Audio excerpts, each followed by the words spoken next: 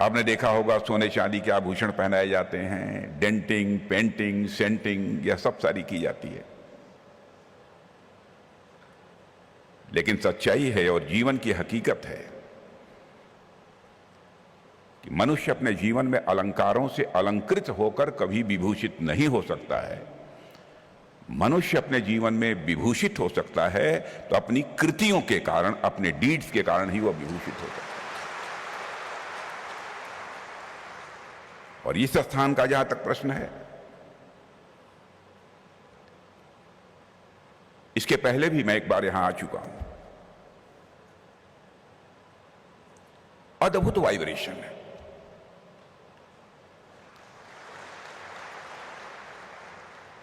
Unimaginable, कल्पना से परे। मैं बैठे बैठे देख रहा था, कहीं मंदिर नहीं है, कहीं गिरजाघर नहीं है, कहीं मस्जिद नहीं है, फिर भी ऐसी वाइब्रेशन। इस वाइब्रेशन को हम क्या नाम दें? मेरे पास, मैं शब्दों को तलाशने लगा लेकिन शब्द नहीं मिले, तो मैंने कहा कि यह और कोई दूसरा वाइब्रेशन नहीं है, यह स्पिरिचुअल वाइब्रेशन है, यह आध्यात्मिक तरंगें यहां पर तैर रही हैं। मैं देख रहा हूं हमारे यहां मंत्री बैठे हैं, मेंबर ऑफ पार्लियामेंट बैठे हैं, चेयरमैन्स बैठे हैं। शायद यदि किसी राजनीतिक पार्टी की कोई सभा होती तो लोग कहते मंत्री जी हैं, उनको मंच पर बुला लो, सांसद जी हैं, मंच पर बुला लो। लेकिन निर्विकार भाव से सभी के साथ मिलजुल कर वह नीचे बैठे हुए। इस स्थान का करिश्मा है कि इस प्रकार के भाव, चाहे कोई कितनी भी ऊंची कुर्सी पर क्यों न बैठा हुआ हो, उसके अंदर पैदा होते हैं।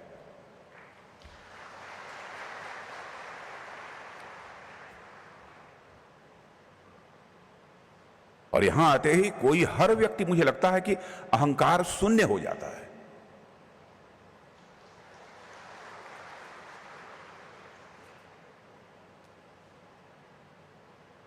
और आप सभी जानते हैं कि अहंकार के हां पर लगा हुआ यह पॉइंट कितना डेंजरस होता है। आप जिस क्षेत्र में काम कर रहे हैं, उस क्षेत्र में भी आपने महसूस किया होगा कि जो मंत्री हो, अधिकारी हो, कोई हो जो अहंकारी होता है, भले ही वो सीना तान कर चलने की कोशिश करे, लेकिन लोगों की नजरों में उसका सम्मान नहीं होता है।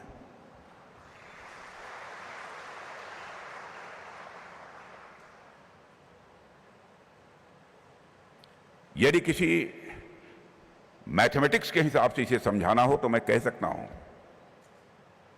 जैसे कोई भी नंबर हो, 1, 2, 3, 4, किसी नंबर के पहले अहंकार के हा के ऊपर लगा हुआ पॉइंट आप लगा दीजिए, उसकी वैल्यू अपने आप कम हो जाएगी।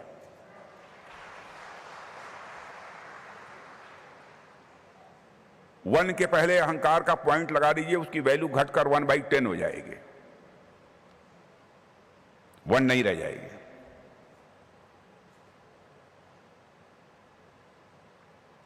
लोग कहते हैं कि साहब, बहुत सारे ऐसे लोग हैं जो कभी मंदिर नहीं जाते, पूजा नहीं करते, मस्जिद नहीं जाते, इबादत करते हैं, फिर भी बड़े मन के लोग होते हैं।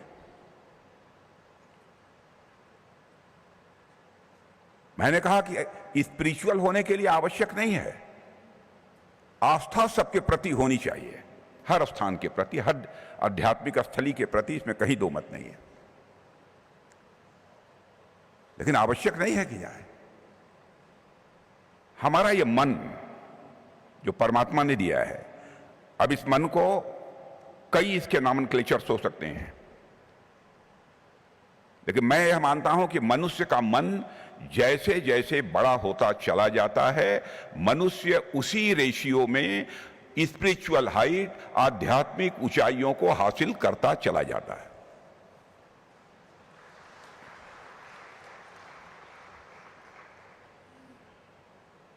मैं कभी कभी इसको मैथमेटिकल इक्वेशन में मैं कहता हूं, क्योंकि यहां सारे पढ़े लिखे लोग, फोर्स के लोग हैं, कम से कम हाई स्कूल तक मैथमेटिक्स सबने पढ़ी होगी। थोड़ी देर के लिए मान लीजिए कि आपका मन या सर्किल है, तो सर्किल या मन, मान लीजिए मन कभी सर्किल नहीं होता, मन का कोई आकार नहीं है, मन का कोई प्रकार नहीं है, आत्मा की कोई आकार नहीं है, आत्मा का कोई प्रकार नहीं है, कोई रूप रंग नहीं है। मान लीजिए, let us consider that your आत्मा इज ए सर्किल। आपकी आत्मा यह सर्किल है, एक वृत्त है।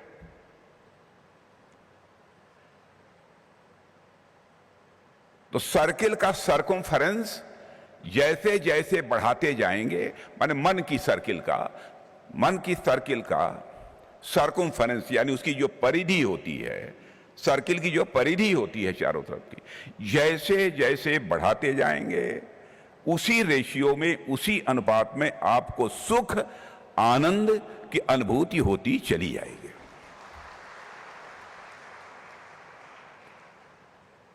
और आपने कहा कि सुख की बात आपने कर दी, आनंद की बात कर दी, लेकिन परमानंद भी तो होता है। परमानंद की बात मैंने इसलिए उसको छोड़ दिया। परमानंद की कोई सीमा नहीं होती है। परमानंद जिसको प्राप्त हो गया उसको तो परमात्मा की प्राप्ति हो गई है। पूरी सृष्टि का संचालन करने वाली जो सत्ता है उसकी प्राप्ति हो गई।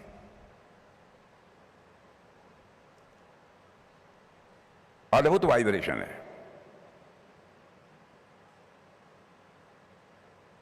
मैं तो कहता हूं कि सज्जन लोगों की बात तो छोड़िए, शायद इस स्थान पर कोई बहुत शातिर भी आ जाए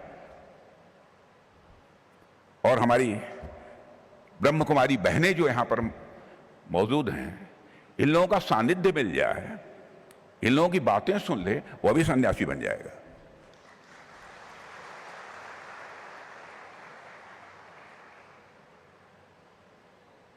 लेकिन इस कार्यक्रम में आप लोगों ने मुझे आमंत्रित किया, मुझे प्रसन्नता हुई है और मुझे बताया गया कि पिछले 4 दिनों से यह कार्यक्रम चल रहा है और इसका आज समापन हो रहा है। लेकिन मैं जानता हूं कि इस कार्यक्रम का कभी समापन होने वाला नहीं है। यह एक अनवरत प्रक्रिया है, चलती रहेगी।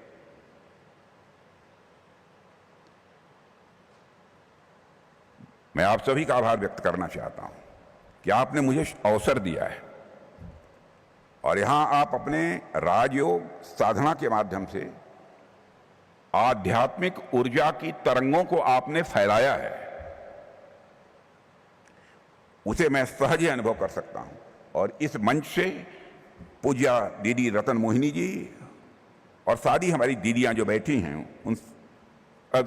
मैं इस मंच से पूज्या दीदी रतन मोहिनी जी जिनके अभी मैंने पुष्पांजलि दी है,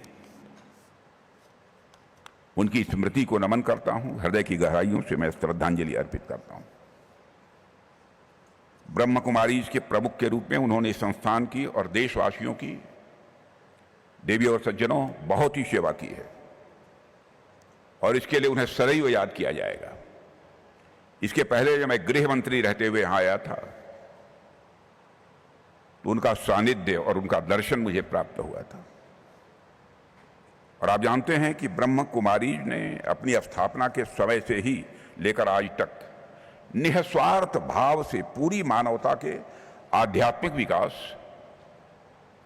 और आत्मिक बल बढ़ाने के लिए काम किया है। और सिर्फ भारत में ही नहीं बल्कि दुनिया के 100 से भी अधिक ज्यादा देशों में आप लगातार अपनी सेवाएं प्रदान कर रहे हैं।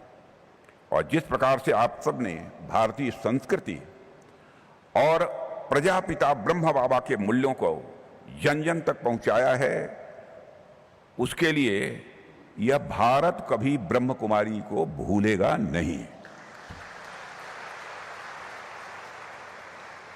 जो भी एक बार आपके सानिध्य में आ गया, जो भी ऐसे स्थानों पर पहुंच गया, वह इन स्थानों की स्पिरिचुअल वाइब्रेशन के ग्रिप में आ जाएगा, बाहर निकल ही नहीं सकता। यहां आने के लिए तो खुले हुए हैं दरवाजे, लेकिन जाने के लिए नहीं है। माउंट आबू की चोटी पर स्थित ब्रह्म कुमारी का यह सुंदर सा केंद्र वह स्थान है जहां अहम ब्रह्मास्मि, मैं ही ब्रह्म हूं की धारणा यह केवल ग्रंथों तक सीमित नहीं रह जाती है, बल्कि वह मानव की अनुभूति तक पहुंचती है।